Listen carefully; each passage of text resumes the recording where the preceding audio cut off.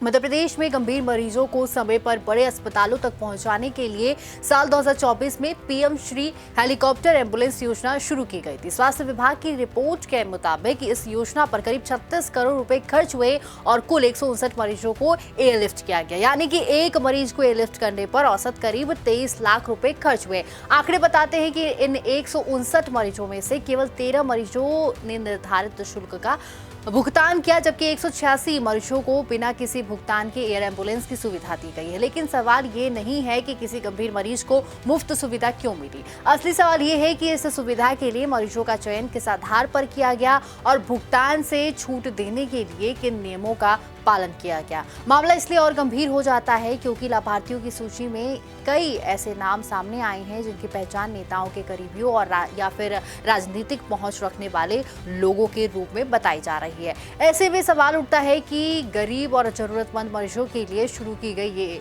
योजना, इस योजना का लाभ वास्तव में सही लोगों तक पहुंचा या फिर सिर्फ राजनीतिक रसूख रखने वालों को प्राथमिकता दी गई है। स्वास्थ्य विभाग की रिपोर्ट, योजना पर हुए खर्च और लाभार्थियों की सूची से उठ रहे इन्हीं सवालों की हमने पड़ताल की है और इसके चौंकाने वाले जवाब आज हम आपको बताने वाले हैं। साथ ही हम बताएंगे कि एयर एम्बुलेंस की सुविधा किन लोगों को दी गई है, मरीजों की चयन की प्रक्रिया क्या थी और नेताओं के करीबियों को इसका लाभ मिलने के आरोपों में कितनी सच्चाई है। नमस्कार, बहुत स्वागत है आप सभी का प्राइम न्यूज का डिजिटल प्लेटफॉर्म देख रहे हैं आप। मैं हूं आपके साथ सिंधी सोनी। मध्य प्रदेश में गंभीर मरीजों को बड़े अस्पतालों तक जल्द पहुंचाने के लिए मई 2024 में पीएम श्री हेलीकॉप्टर एम्बुलेंस योजना की शुरुआत की गई थी। इस योजना का उद्देश्य था कि जिन मरीजों को तुरंत इलाज की जरूरत है, जिन्हें बेहतर मेडिकल फैसिलिटीज के लिए दूसरे शहरों में भेजना जरूरी है, उन्हें एयरलिफ्ट की सुविधा मिल सके।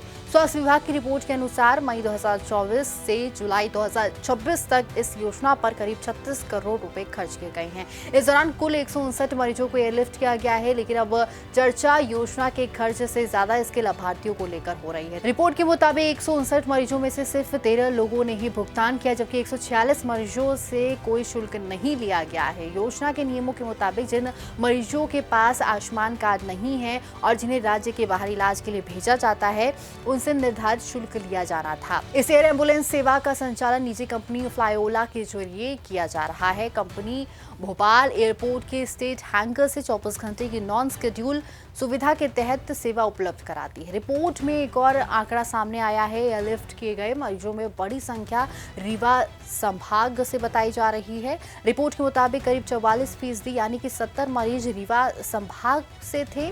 इसमें रीवा, सिद्धि, सिंगरौली, मऊगंज, सतना और मेहर जिले शामिल हैं। स्वास्थ्य विभाग की रिपोर्ट में दर्ज आंकड़े कई सवाल खड़े कर रहे हैं, क्योंकि एक तरफ योजना गरीब और जरूरतमंद मरीजों के लिए शुरू की गई थी, तो दूसरी तरफ रिपोर्ट में ऐसे नाम भी सामने आए हैं जिनका संबंध राजनीतिक या फिर प्रभावशाली परिवारों से बताया जा रहा है। अब सवाल ये है कि क्या योजना का लाभ सही लाभार्थियों तक पहुंचा या फिर सिस्टम में किसी तरह की खामी रही है। चलिए जानते हैं अपने साथी सत्येंद्र भदौरिया से। मध्य प्रदेश सरकार की महत्वाकांक्षी योजना पीएम श्री हेलीकॉप्टर एम्बुलेंस सेवा, इसमें सरकार के ही नेता जो भाजपा है, भाजपा नेता और उनके करीबियों ने करीब 36 करोड़ रुपए का सरकार को चूना लगाया है।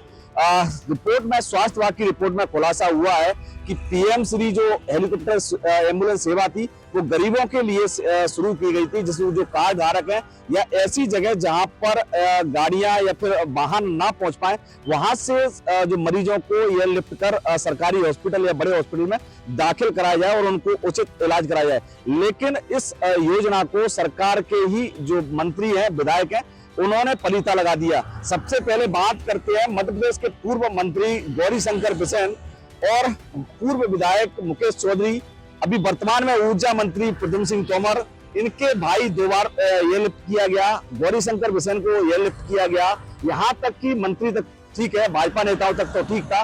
शराब कारोबारी और ऐसे पेट्रोल पंप संचालक जिनको एयरलिफ्ट किया गया और इलाज दिलाया गया, सरकार की तरफ से करीब मई 2024 में इस योजना को शुरू किया गया था और जुलाई 2026 तक अगर देखा जाए तो इसमें करीब 159 मरीजों को मध्य प्रदेश से और मध्य प्रदेश के बाहर से एयरलिफ्ट किया गया, जिसमें से 146 लोगों को सरकार ने 36 करोड़ रुपए दिया है। वही 13 लोगों ने सरकार को पैसा अदा किया, जिसमें से 5 से 10 लाख रुपए सरकार को दिया गया, लेकिन एक मरीज पर औसतन देखा जाए तो करीब 23 लाख रुपए का खर्चा है जो सरकार ने खुद वहन किया है। ऐसे में ये जो पीएम श्री हेलीकॉप्टर एम्बुलेंस योजना है वो खटाई में पड़ती दिख रही है, क्योंकि सबसे ज्यादा इसमें भाजपा नेताओं ने और भाजपा के करीबियों ने इसका फायदा उठाया। अब देखने वाली बात ये होगी कि सरकार इस पर क्या एक्शन लेती है। क्या जो जिन्होंने एयर एम्बुलेंस का फायदा उठाया, क्या उनसे भरपाई करवाती है, या ये जिन्होंने इनको फायदा पहुंचाया, क्योंकि जिले का स्वास्थ्य अधिकारी ही एयरलिफ्ट के लिए रिकमेंड करता है, तो वो एयरलिफ्ट किस अधिकारी के मंशा पर हुआ। तो अब देखने वाली बात होगी कि ये गाज किसके ऊपर गिरती है। कैमरा पर्सन अजय मालवीय के साथ सत्येंद्र सिंह भदौरिया, प्राइम न्यूज, भोपाल, मध्य प्रदेश। कि हमने स्वास्थ्य विभाग की सूची में दर्ज नामों का विश्लेषण किया। रिपोर्ट के मुताबिक एयरलिफ्ट किए गए मरीजों में कुछ नाम ऐसे हैं जिनका संबंध राजनीतिक परिवार से बताया गया है। इनमें पूर्व मंत्री गौरीशंकर बिसेन, पूर्व विधायक मुकेश चौधरी और सिंगरौली बीजेपी जिला महामंत्री लालपति साकेत। इसके अलावा ऊर्जा मंत्री प्रद्युम्न सिंह तोमर के भाई देवेंद्र तोमर को 2 बार एयरलिफ्ट किए जाने का जिक्र है। रिपोर्ट में बीजेपी नेताओं के परिवारों से जुड़े कई अन्य नामों का भी उल्लेख है। इसमें पन्ना बीजेपी जिला अध्यक्ष के पिता, गरोठ विधायक के बेटे, रीवा बीजेपी जिला अध्यक्ष के पिता सहित कुछ अन्य प्रभावशाली लोगों के नाम शामिल बताए गए हैं। रिपोर्ट में ये भी सामने आया है कि जिन 13 लोगों ने भुगतान किया उनमें व्यापारी वर्ग के कुछ लोग शामिल थे। इन लोगों ने करीब 5 से 10 लाख रुपए तक भुगतान किया, जबकि एक मरीज पर सरकार का औसत खर्च करीब 23 लाख रुपए बताया गया है। पीएम श्री हेलीकॉप्टर एम्बुलेंस योजना ने कई गंभीर मरीजों को समय पर इलाज तक पहुंचाने में मदद की, लेकिन स्वास्थ्य विभाग की रिपोर्ट में सामने आए आंकड़े अब योजना की पारदर्शिता और चयन प्रक्रिया पर भी सवाल उठा रहे हैं। क्या योजना का फायदा वास्तव में जरूरतमंदों तक पहुंचा, या फिर सिस्टम में ऐसी खामियां रही जिनकी समीक्षा जरूरी है। 36 करोड़ रुपए की इस योजना में 159 मरीजों को एयरलिफ्ट किया गया, लेकिन अब सबसे अहम बात यही है कि गरीबों के लिए बनी इस सुविधा का लाभ नेताओं के बच्चों, उनके करीबियों को मिल रही हैं। स्वास्थ्य विभाग की रिपोर्ट सामने आने के बाद जवाबदेही तय होगी या मामला सिर्फ कागजों तक सीमित होगा, ये देखने वाली बात होगी। तो वहीं ऐसे तमाम बड़े अपडेट्स के लिए प्राइम न्यूज के डिजिटल प्लेटफॉर्म को जरूर फॉलो करें। नमस्कार।